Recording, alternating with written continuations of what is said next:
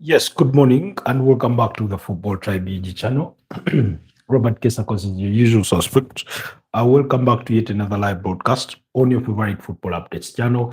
It's good to be back, although we are 1.5 hours late because of some morning errands that I had to run. Um, like I've told you guys before, I am a jack of all trades. So oftentimes when I'm late, it's because of other work sort of interfering with our broadcast work. And um, they're all important. They all can't be left out. So, anyways, it's good to be back. Good to see you, Alex. It's a beautiful, Thursday morning, 32 minutes past the hour of 10 a.m. So, and it's a pleasure to be back.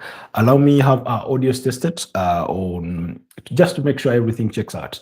One, two times we've beaten our fingers before on this channel and gone live without the audio being at its best.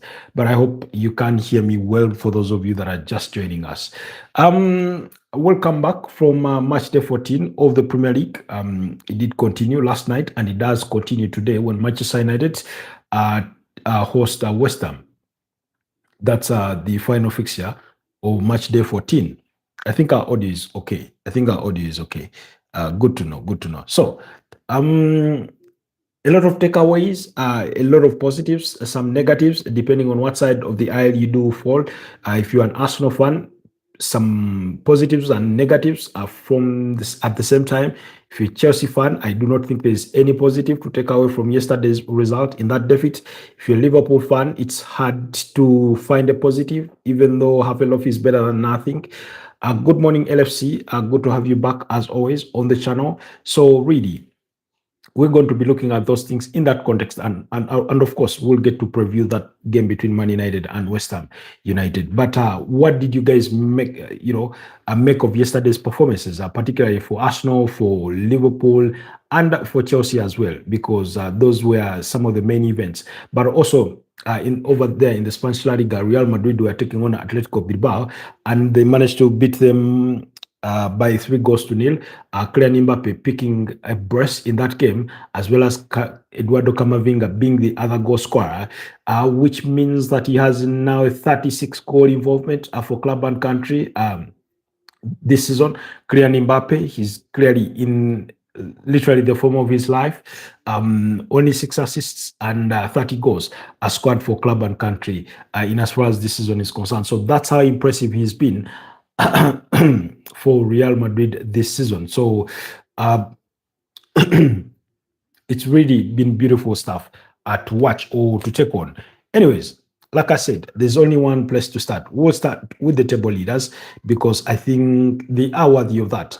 Now, going into yesterday's game, I think, I don't know, as one of those that was a bit nervous for this Arsenal side, if I'm being honest, because we know that Brentford, even though they've been very, very poor away from home for majority of the season, they went away to Stamford Bridge and forced a 2-all draw.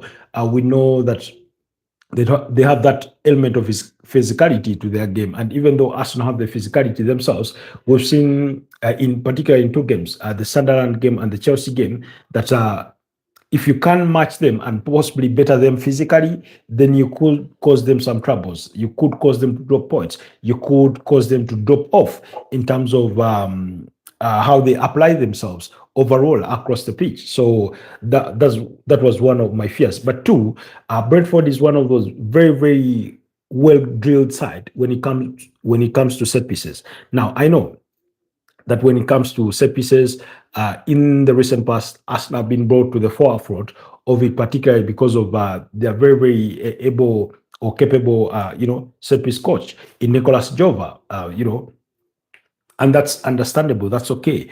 But yesterday, I think for the first time this season, they had an expected XG of 0-0 in as far as set pieces are concerned. So that tells you everything you need to know about that Brentford side. And it's not because they did not get the set pieces. They just could not create the moments that we are accustomed of them creating. Or Brentford were much better at defending those set pieces. And then they, Arsenal themselves, did look vulnerable when it came to set pieces, because when you look at the opportunities, few as they may have come for Brentford, they came largely through set pieces, and that only attempt that they had on goal came through a set piece. You remember the header by Kevin Schade, that David Raya saved immaculately, putting his palm to that ball before it hits the crossbar and gets back into play. That was a bit of a nervous moment in that game. But even when it came to the long throw-ins from Michael Kayode, you did feel a bit of nerves because Arsenal needed to defend the second ball for them to get out of danger. You remember when a moment where Ben White heads the ball. By the way, Ben White had a 10 out of 10 performance for me. Very brilliant performance on the day. So he heads the ball, I think, and it doesn't go too far. It remains within the confines of the 18-yard box, and he had to rush in himself to put in a very, very important block that led to a corner just immediately. And you could see the likes of Mikel Merino celebrating him, or trying to give him his flowers for putting in that block in that moment. So really, it was very, very significant. Harris says hi. Hi, Harris. Good to have you on the broadcast. How are you? Thoughts on your American counterparts? My American counterparts. Hi, Team America. That's Kado saying Kado 314. Hi, good morning. How are you doing? Then we have Alex 2016. Hi to you. Good to have you on the broadcast. My name is Robert Kesakos, and I'm coming to you live from Kampala, Uganda. So thank you for joining us from wherever it is that you're joining us. Kindly like the broadcast, but also consider subscribing to the channel if you're new here.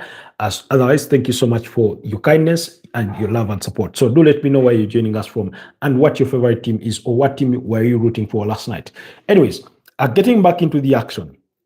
In terms of overall performance, I thought Arsenal did okay, but for as long as that second goal continued to elude them for majority of the game, I felt that it was bound to be a bit of a nervous ending. And although Brentford did not create so many nervous moments, but I do particularly remember in the second half, especially at the start of it, Arsenal conceded so many corner kicks, and I seem to remember, I think it was about because they had 4 corner kicks by the end of the first half. And then within the first, I think, 10 minutes of the second half, they conceded 3, with 2 or some of those coming in quick succession, particularly on the right-hand side, where Ben White was, manning. And every time they came for a set piece, Arsenal having conceded a goal from a set piece in their previous game against Chelsea, I did feel for them. I did sort of feel that maybe, if this keeps going on, somebody is going to get that ball faster than an Arsenal defender. But overall, they defended well. Piero Hincap was very, very crucial in defending some of those corners or long throw-ins. Declan Rice, even though his performance was below par in my own observation, but he wasn't the only one. Perhaps I have too high expectations for some of them. You'll indulge me on that one. But yeah, it was the kind of performance. Arsenal overall dominated the possession to the tune of 62% compared to 38% in favor of Brentford. On the other side, they had an XG of 1.7. They had a total of 15 shots on goal, albeit only 7 were on target. They forced Coman Kelleher into a couple of saves. Excuse me. Excuse me. They forced him in a couple of saves, about 5 saves. On 2 occasions, Arsenal lacked a player to sort of latch onto the rebound or to the drop ball, and Kelleher was able to pick the slack up, and it ended up being okay or comfortable at some at some level, and things like that. Stephen Campbell says, shut up. Thank you, Stephen Campbell, for joining the broadcast. Good morning to you, or good afternoon, or good evening, depending on wherever it is that you're joining us from. It's good to have you on the broadcast. Thank you so much for the love and support. Kindly like the broadcast and also consider subscribing to the channel while you're here with us. So, In terms of big chances created, Arsenal created one big chance.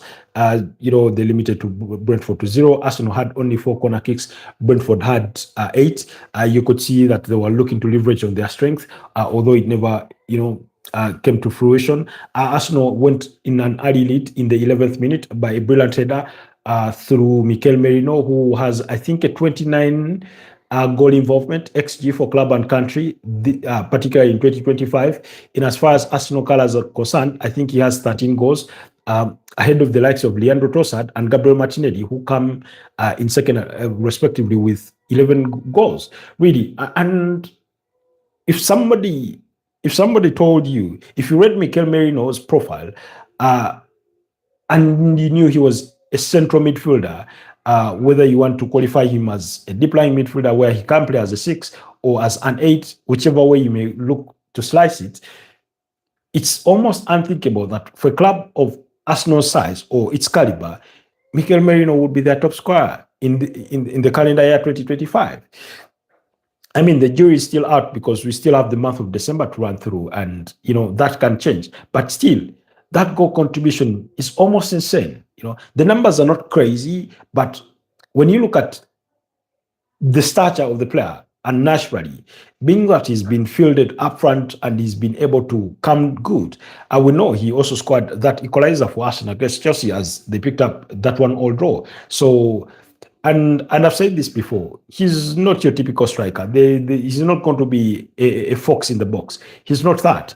Oftentimes, he's not going to be present in the box, as we all know.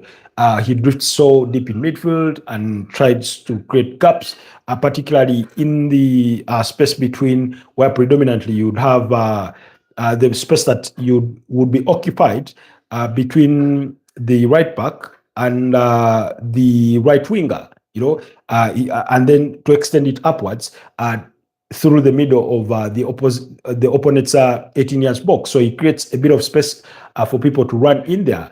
And sometimes, because he drifts so much back, sometimes I'm always thinking that pocket is often found empty. And the reason as to why I've noticed, the reason as to why that pocket is often empty is because the way Arsenal play.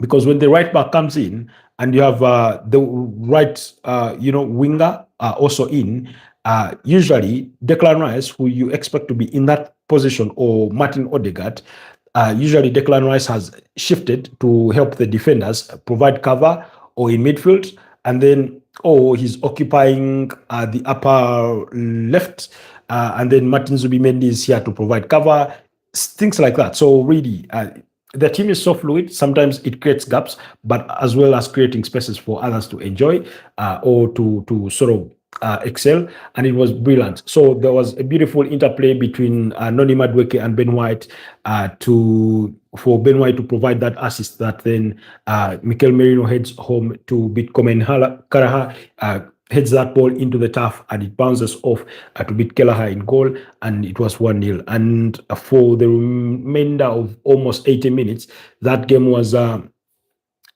And like I said, I did feel for Arsenal, or I did feel nervous a bit, thinking, looks like anytime they could concede. Hi, Night 653 says hi. Hello to you too.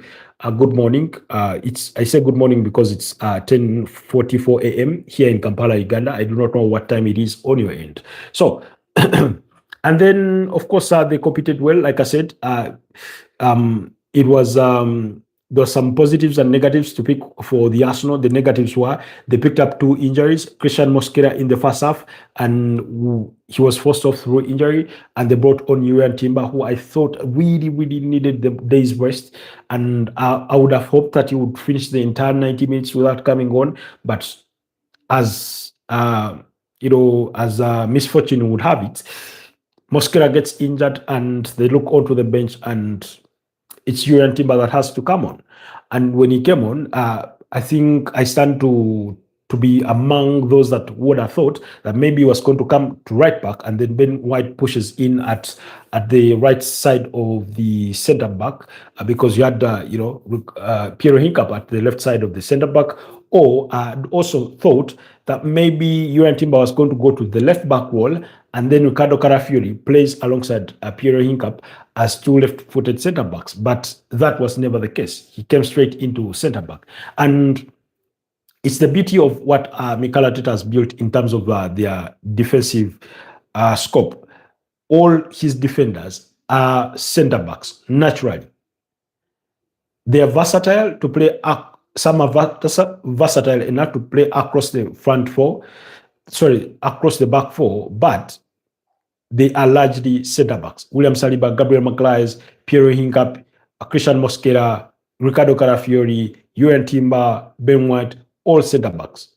Ben White was a centre back for Brighton and Hove Albion. He also played for Leeds out on loan. Ricardo Carafiori, we know he's a centre back. That's what he does for Italy.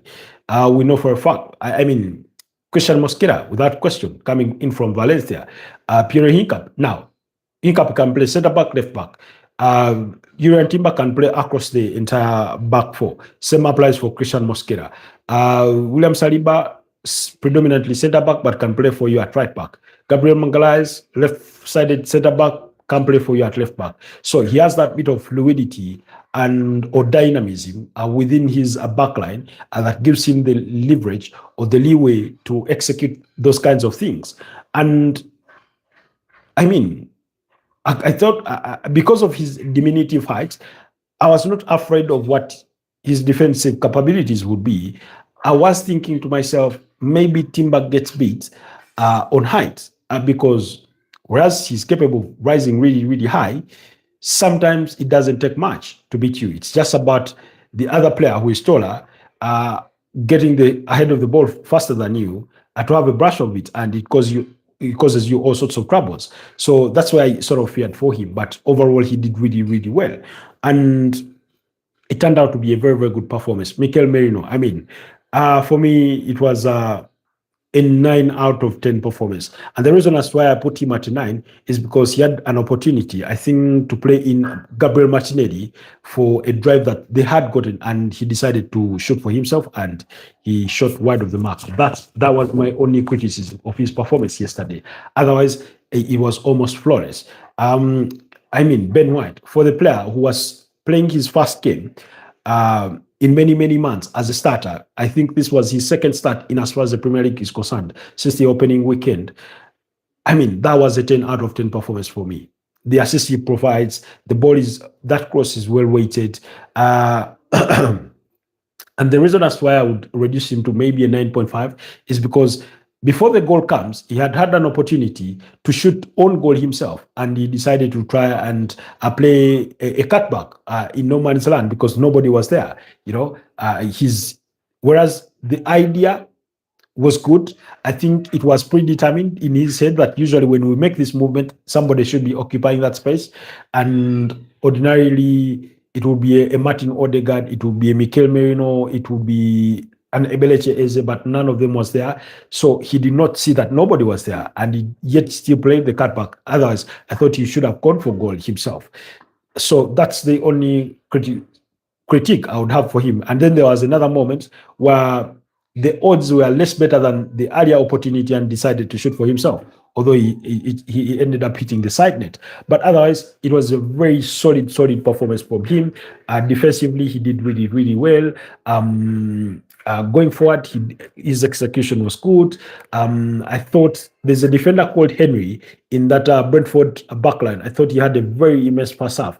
Whenever Arsenal were all over him, particularly, he defended really, really well against Noni Madueke, who was giving Brentford lots of troubles in as far as the first half was concerned. Although he will need to improve on his final touch. Noni Madueke, he needs to improve on his final touch. If he's going to really, really give Saka some sleepless nights in as far as that right wing position is concerned, which begs the question that over the weekend, who gets to start? I think we will see Bukayo Saka back in the fold. Bukayo Saka scored his fourth goal of the season. That was in the first minute of stoppage time to wrap it up for the Arsenal. And once that goal went in, of course, Kelleher tried to save it, but the shot was too strong enough that even if he put his palm to it, it still ended up in the back, crossing the line. And at that point, once that second goal comes, I'm thinking to myself, all they need to fight for is now to try and keep a clean sheet, because I do not think they are losing here. So they managed to keep the clean sheet, which is their eighth of the season for David Wire. Very, very impressive. I did not think that David Wire had too much to do other than that save in the first half of Kevin Shada's header. He had a sloppy moment when he tried to be too smart, playing in Martin Zubimendi centrally, and he nearly got played a blind pass, or had at least Zubimendi almost get caught out because it was too risky a pass. He still had somebody to his left and possibly somebody to his right or even to go long, but he tried to go for the middle pass to play in Martin Zubimendi, and it was so close, so close. So I thought that was a very, very unnecessary risk for him. Otherwise, it was a beautiful performance. Man of the match, Ben White, well deserved. No qualms whatsoever. You can't argue with that. For me, it was a man of the match performance from Ben White. Although, according to the Premier League website, Mikel Merino was the man of the match. I wouldn't still argue with that otherwise because the two had very decent performances. Somebody yesterday asked me what I thought of Martin Odegaard's performance. I thought it was an okay performance. I know yesterday, in the immediate aftermath of the game, I gave him a 6 out of 10. But when I look back on it, I think I would give him a 5. And even with the 5, excuse me, struggling with a bit of a cold. But even with the 5, okay, to his defense, this was the first time this season that he was playing 90 minutes or 96 minutes for as long as he was on the pitch.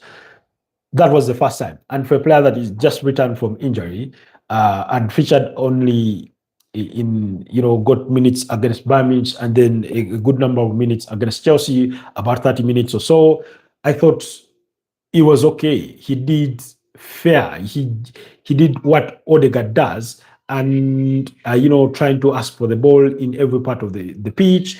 He's still taking too long to rid himself of the ball sometimes. Being nervous at attempting that through pass, being nervous at shooting from distance. There's a moment, I think, particularly in the first half, where Arsenal fans are literally in the stadium urging him to take a shot, and he eventually takes it, but it is blocked. So that bit of hesitation, and I thought Arsenal overall suffered from, sometimes when you expect them to play it quick, they slow it down by just a half a second or a second. And that in itself can always make the difference. That in itself can always make the difference, because then it gives the opponent to get in the right position. It gives the opponent the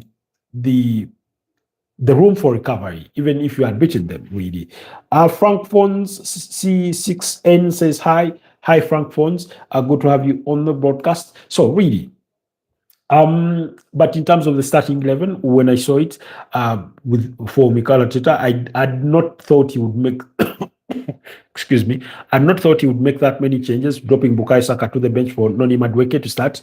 I thought Ebeleche Eze deserved a rest. That was okay. I thought Timber deserved a rest. That was okay. But overall, it all worked out. I thought Gabriel Martinelli did not have the best of games.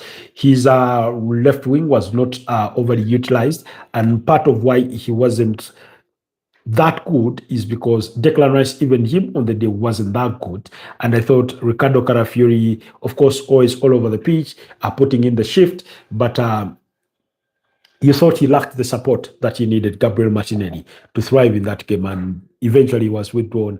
And then they brought on Ebeleche Eze, they brought on Bukayo Saka. Eventually, at some point, they brought in Victor Gyökeres, who I thought before Bukayo Saka scores should have passed him the ball, and I could see the hesitation.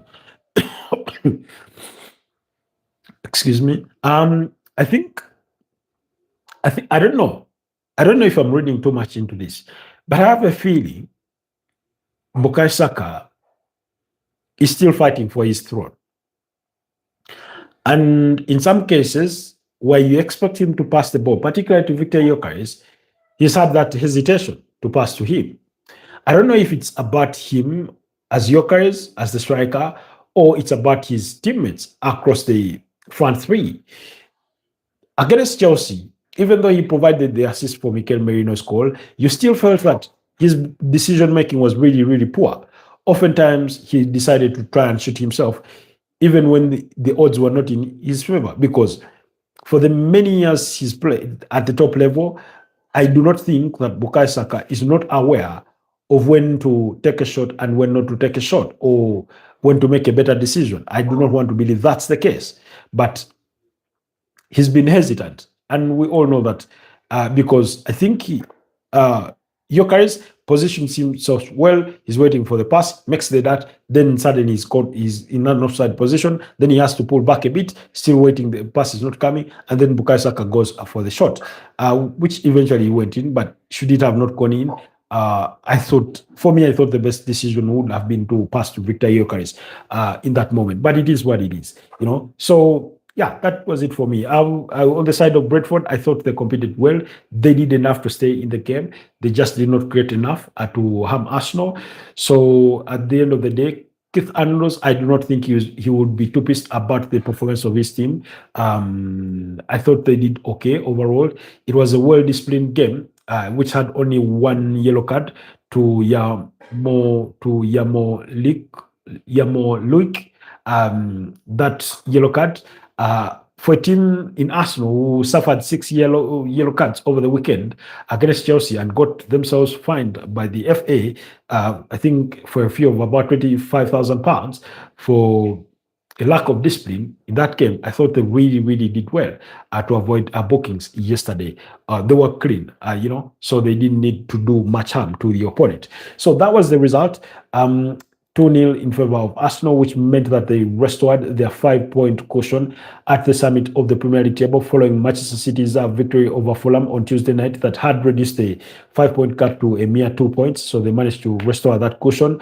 Then in the other game, Aston Villa beat up against Brighton by 4-3. Ollie Watkins scoring a brace in the first half in the 37th minute and in the 7th minute of stoppage time to cancel out Van Heeke's lead, as well as Pau Torres' own goal in the 9th and 29th minutes respectively, while Amadou Onana scored in the 60th minute alongside Daniel Malen in the 78th minute to make it 4-2 in favor of Aston Villa, before Van Heeke came up with a goal in the 83rd minute. Van Heeke is a centre-back, by the way. He gave a Cristiano sort of Romero kind of performance on the night. Albeit Fabian Hasler's side could not, push Aston Villa hard enough for that equalizer. So they ended up losing. Meaning Aston Villa, who failed to score, I think in their opening 4 games of the season, there was a couple of goalless draws in there, and I think a defeat, or if not, and a defeat. You think they've done really, really okay over, the last 14 fixtures across all competitions, because in the last 14 fixtures, they've only lost 2 games. They lost to Liverpool by 2-0, and then they went in the UEFA Europa League and lost by 2-1 against Go Ahead Eagles. That's the game they lost, to that Dutch side. And they've looked really, really impressive ever since then. They've won 12 of those 14 games. And in the Premier League, they do have one of the best momentums or sort of winning streaks. They've only lost 1 in their last 4 fixtures in as far as the Premier League is concerned, which is really, really impressive. And then when I looked at the Premier League table, because Aston Villa play Arsenal next, that will be in the early kickoff at 3:30 p.m. On Saturday, I looked at that and I thought to myself, do you guys realize that Arsenal have only won 1 game versus the top 6? Currently, the current top 6 in the Premier League, that's Man City, Aston Villa in 3rd. Following that victory, they are 27 points, a point up behind Manchester City. Then Chelsea, Crystal Palace, and Sunderland. Sunderland was a 2-all draw. They beat up against Crystal Palace by 0-0. That goal by Ebeleche Eze. Then Chelsea, it was a 1-all draw. Manchester City, it was a 1-all draw. Up next is Aston Villa. So there's going to be plenty of questions that will be asked of that Arsenal side over the weekend, but we'll get to that game when the time comes. But I thought the run in itself has been nothing short of being remarkable for Unai Emery, who, not that at any one point this is not that his job was in danger, never thought of that.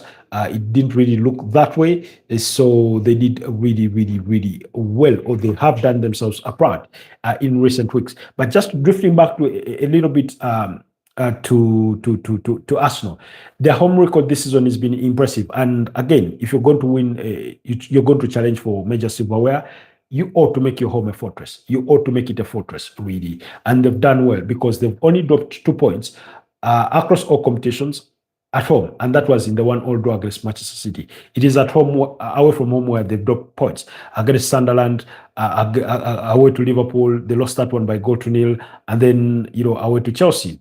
In as far as the Premier League is concerned, in the UEFA Champions League, they're still flawless. So really, you could see how good that has been. At home, they played, they played they've won all their games and drawn one. They've scored 29 goals and conceded only 3. One of those coming against Man City. They've kept 8 clean sheets. That's across all competitions in as far as this season is concerned. So really, they're doing impressively well so far. So good in as far as the Emirates Stadium is concerned. So we'll have to wait and see how, if they can carry that on. But to drift back into the other results, I don't think there was any surprise for any of us. Yes, I do not think there was any surprise for any of us when Crystal Palace beat up against Burnley by 0-0. That goal scored by Daniel Munoz, while Nottingham Forest beat up against Wolverhampton Wanderers by a 0-0. That goal scored by Igor Jesus. So as Nottingham Forest are returned to winning ways following their defeat over the weekend. And then in the other game, Liverpool and Sunderland shared the spoils in a 1-1 draw. I thought again, this is the first time Liverpool were drawing a game of football this season. Of course, they went a goal down in the 67th minute through Talby's, strike from distance, which took a deflection of Virgil van Dijk to beat Alson Ramsey-Becker in goal. And then Mukele scored an own goal in the 81st minute to restore parity for the home side. Now, it was Florian Wirtz who had been earlier credited for that goal, the way he danced through defenders, including, sending Bald to the floor. Ballard, that's the former Arsenal Academy graduate. That's a Sunderland centre-back, shot 5. You remember he scored against Arsenal. So, of course, I felt really, really bad for Florian Wirtz that goal couldn't be credited to him for him to register his first official goal of the campaign in as far as the Premier League is concerned, in Liverpool colours. For a player that cost £116 million, agent fees notwithstanding, you feel for him in a way. You feel for him, but I thought he had a very, very decent performance, very, very good performance. Because I managed to catch, for those of you that were part of our sort of watch along broadcast last night, we were following upon both games. The Arsenal game and the Liverpool game, and eventually we wrapped up things by watching the Liverpool game. So he had an impressive game. McAllister worked himself tired, but Alexander Isak, again, not brilliant. Federico Chiesa, the reason as why Liverpool did not lose was because of Federico Chiesa. Because there's a moment where I think his name is called Isido. Should be Isido. Had come on in the second half. Oh, let me see if that's the case. Yes, Wilson Isido. He came on in the 62nd minute. Now, there's Liverpool go for a corner. Now, Sunderland commit a player forward, and it was Isido.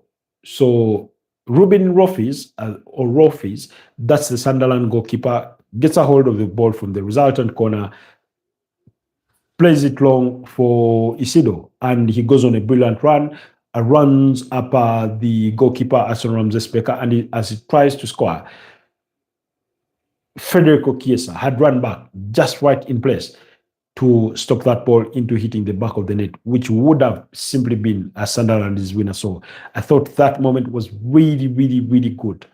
That was really, really good. He salvaged Liverpool's reputation. But Sunderland were equally very good. Seeing the manager, Regis Libris, saying that they were surprised to have that much of the ball, to have a lot of spaces to run into away to Anfield. So not the best of performances for Liverpool, but like I said, half a loaf is better than nothing.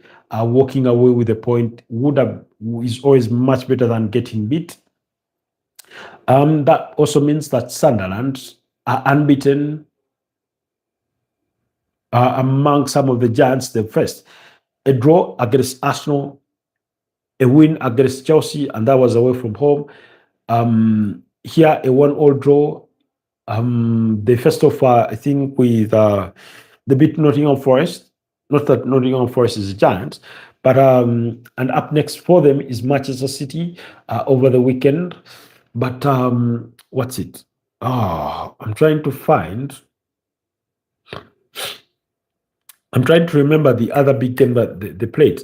Just over the weekend, they came from 2 goals down to beat up against FC Bournemouth by 3 goals to 2. Bournemouth, who play, I think, away to Chelsea over the weekend, they've been shambolic. Bournemouth, I think they are winless in their last 6 games, having lost to Everton by 1-0. So really, I don't know.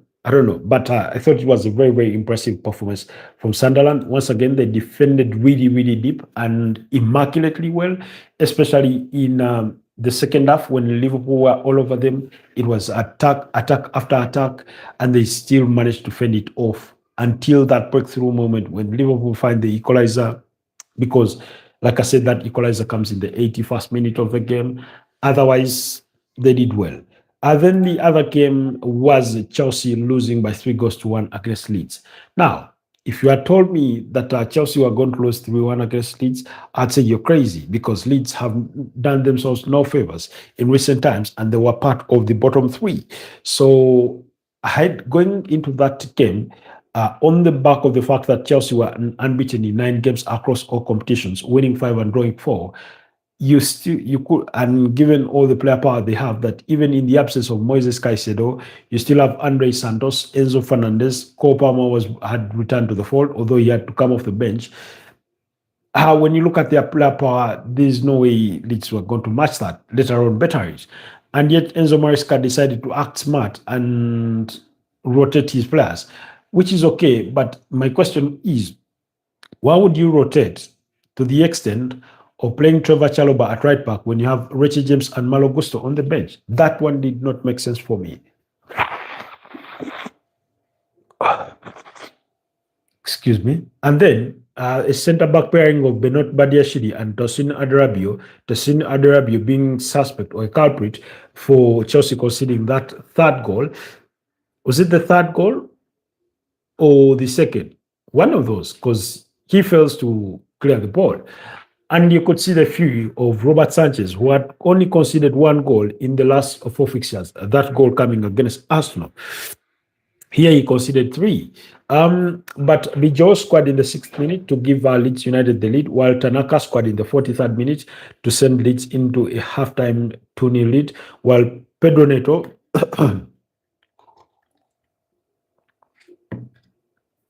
excuse me, while Pedro Neto scored in the 50th minute to pull 1 back for Chelsea. Leeds had a goal ruled out for offside before they get their third in the 72nd minute through Dominic Calvert-Lewin, who they got as a free agent over in the summer, having part ways with Everton. Remember, he also did score against Manchester City over the weekend. So he's had a couple of good performances, and he was voted as man of the match, Dominic Calvert-Lewin. That's according to the Premier League website. So, excuse me. So really, good performances are from really, really Leeds. Like I said, I was surprised by the result. Chelsea are one of those teams that struggle away at Elland Road. So, but particularly, I'll blame it on Enzo Maresca's, idea of trying to overly rotate his team. William Estava was lucky to not get sent off in that game because he clips a, a Leeds player with at one for it's from behind, two has no intention of playing the ball other than playing the man. It didn't look pretty. Now, maybe VR looked at it and went with the on-field decision of giving him a yellow card because maybe it wasn't a dangerous tackle, but he has all the intention to bring the player down. I don't know whether that's amounts to harm or otherwise, but I thought he got away with one over there. Then when you look at the way he started his team, Robert Sanchez, Marco Correa, Bernard Badiashile, Tosin Aderabio, and Trevor Chalobah. And I was thinking to myself, why on God's green earth are you doing that? Why don't you play Trevor Chalobah alongside Tosin Aderabio in centre back and play Malo Gusto at right back, who they eventually brought on and did fairly well. Enzo Fernandez in midfield alongside Andre Santos. None of them is a six. And that's because they could not field Dario Esugo and what's his name?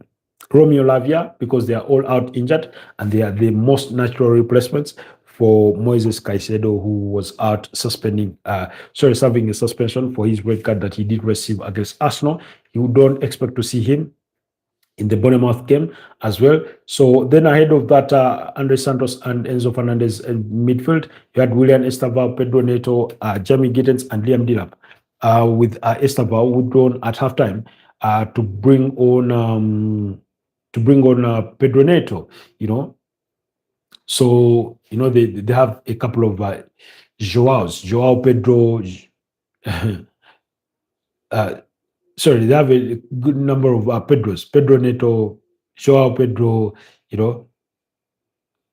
Anyways, it is what it is. So Chelsea lost and they missed an opportunity, a very good opportunity to stay within range. Not that they're out of range, but that means that Arsenal are now 6 points ahead. Sorry, 9 points ahead of them and 5 ahead of Man City. So, excuse me.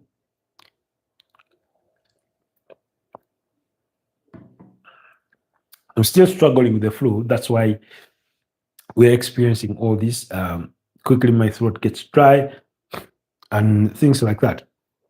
Anyways, now, so the implication, I've given you the implications of that on the table. Arsenal, 33 points at the top after 14 games. Let's see. I think Arsenal possibly have the best home record with 19 points. 7 games played at home, 6 won and 1 drawn. Then Man City come with second in 18 points. Then when you look at, let's see, the away form, let's see who leads that. Tottenham Hotspurs are the best team away from home with 14 points. Arsenal comes second with 14 points. So yeah, you can see that they're not doing too bad overall. So Man City second with 28 points. Aston Villa third with 27 points. Chelsea fourth with 24 points. Crystal Palace fifth with 23 points. Sunderland 23 points. In 6th place, Brighton and Hove Albion 7th with 22 points, as well as an 8th place style Liverpool. Then you do have, you do have Man United in 9th place with 21 points. Behind them is Everton with 21 points. Bottom 3 is still Wolves, 2 points. Burnley 10 points. West Ham 11 points. West Ham come in action against Man United. If West Ham can win, they can go to 14 points and see if they can dethrone Leeds. But Man United have a very huge opportunity, because if they do win today's game, they can move to 24 points. That means they get to move as high as 5th on the Premier League table. So that's the opportunity that lays forward for Man United when they take on West Ham. It's a game that United have traditionally dominated. Out of 58 games played in the Premier League, they have 34 wins, with West Ham having only 11 and 13 draws. But in the last 5, they've sort of been sharing the points. West Ham last season beat up against Man United by 2 goals to 0 at Old Trafford, but they also beat the same side by 2 goals to 1 at the London Stadium. So that was a home and away win for West Ham United. When you rewind things further back to the 2023-2024 season, you'll find a 3-0 victory for Man United at Old Trafford and a 2-0 victory for West Ham United at the London Stadium, and then another 1-0 victory for West Ham. So usually the home team gets that advantage, although West Ham were able to beat up against Man United last season at Old Trafford. Now, it's a bit of the circumstances are a bit different. On here, Man United are a much better team than the one that West Ham beat last season. Not that West Ham still can't beat them anyway, but I think United have it better. It's a home game. There's a lot to play for. You win this, and you're in the top five. You're in the top five, and not just in the top five, but you're equivalent on points with Chelsea, who yesterday was singing about being title contenders, and they, in my opinion, they still are, even though there's some inefficiencies about them. You know, so really, we'll have to wait and see. Okay. In terms of let's look at what we should expect in terms of their team setup. Ruben Amorim is the kind of guy who likes to tinker with his team, backline especially, but expect Sene Lomans in goal, Lenny Euro, Matas Delit, and Luke Shaw. Ahead of them, maybe Amadou Diallo, Diego Dalot as the wing backs, Gasmiro, Manel Ugarte, Brandon Bomo, Mason Mount, and Matas Cunha. Now, for me, I would say go with Joshua Zaxi. I mean, give him to start. He did score against Crystal Palace in that 2-1 victory for Man United over the weekend. Give Kobe Mainu some minutes to play. I do not know, but Bruno Fernandes is feared to have a thigh injury. Joshua Zaxi has a knock. Benjamin Sesko out injured, and Harry Maguire struggling with the hamstring. That's why they could miss that game. But if you do not have Bruno Fernandes, instead of going for a double pivot when you're at home against West Ham, of playing Casemiro and Manuel Ugarte, play Casemiro and Kobe Mainu. Let Kobe Mainu play as your number 8, do that. Or Manuel Ugarte alongside Kobe Mainu, whichever way you slice it. So do that. So then I don't know. You'd have to choose. Given that Cunha is only returning, Mason Mount could start ahead of him. So on the side of West Ham, Nuno Espirito Santo is still struggling a bit. Alfonso Ariola will be in goal, Jean-Claire Todibo and Konstantinos Mavropanos in the back centre-back pairing, Aaron Bissaka at right back and Malik Diouf at left back, Freddie Potts, Thomas Soucek, Matas Fernandez, Luis Guiheme, and Gerard Bowen and Callum Wilson. Of course, the game comes too early for Lucas Paqueta, who is having a ban following his red card against Liverpool in that 2-0 loss. James Ward-Prowse is out for personal reasons. Oliver Skills dislocated the shoulder. Lucas Fabianski has a back injury, while Somerville has a knock. So really, for me, I would give Man United to win this game, but it's become almost a trend that when you expect them to win, then they don't win. But in terms of form, recent form, I think again, West Ham have lost 2. They lost to Leeds by 2-1, beat up against Newcastle and Brentford by 3-1 and 3-2 respectively, before drawing to Bournemouth in a 2-2 draw and then losing to Liverpool. United beat up against Crystal Palace in their last league outing.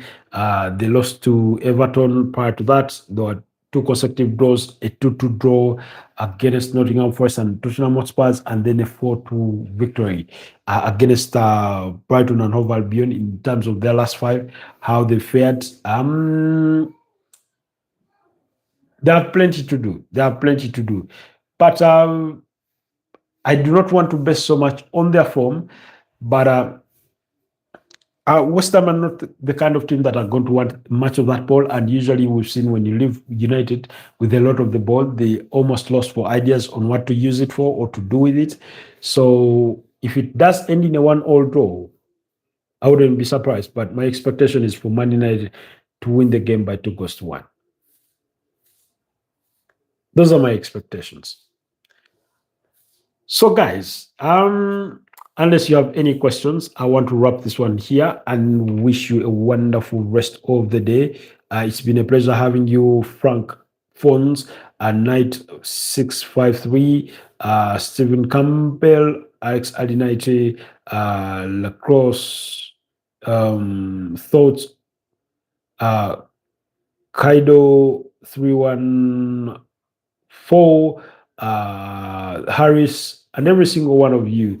Thank you so much for having been part of this beautiful broadcast. Like I told you in the Spanish La Liga, that was a great performance. Alexander Trent Arnold picking his first assist of the Spanish La Liga season. Really, he's been sort of involved in goals in forms of pre-assists, but I thought he had a good game. But clearly, Mbappe, what a player, really. So thank you so much for having been part of this podcast for the last 51 minutes. It's always a pleasure seeing your love and support.